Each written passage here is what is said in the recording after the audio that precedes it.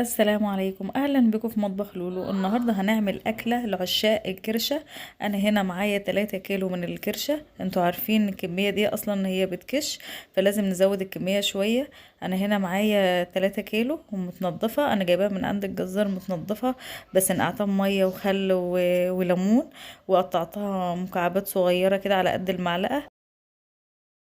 هناخد الكرشه بتاعتنا، هننزلها على النار في حلة كده، تاخد معانا تشويحتين من غير اي مواد دهنية خالص. هي كده كده بتنزل المية بتاعتها، ما تخافوش مش هتتحرق ولا اي حاجة. هتاخد بس تشويحتين كده في قل على النار. بعدين هننزل بالفلفل الاسمر والورق اللوري والحبهان، ونقعد نقلب فيها برضو لغاية ما تتشوح معانا كده. وهننزل ب5 فصوص توم صحيحين و3 بصلات صغيرين، وهنقلبها وهنقفل عليها لغاية بس ما تتشوح معانا تشويحتين كده.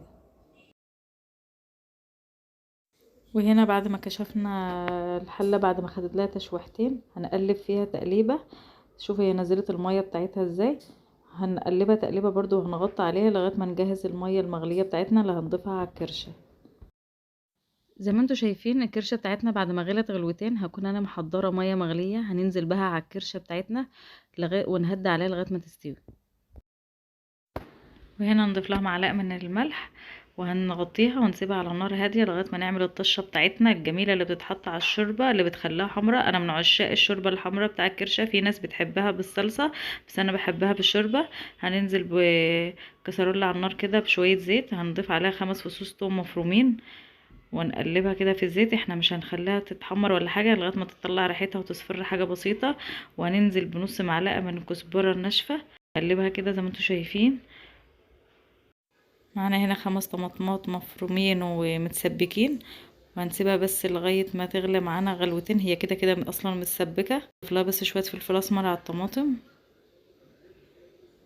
نسيبها بس تغلي غلوة كده معانا. كده غلت معانا اهيت. هناخدها ننزل بها على الكرشة بتاعتنا.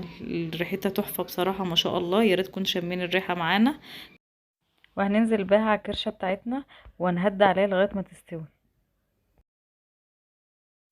ودي شكل الكرشة بتاعتنا بعد ما خلصت. شوفوا الله جميلة، لون الشوربة بتاعتها جميل جدا، وهي شكلها مستوية وجميلة ما شاء الله. وبكده يكون خلص الفيديو معانا.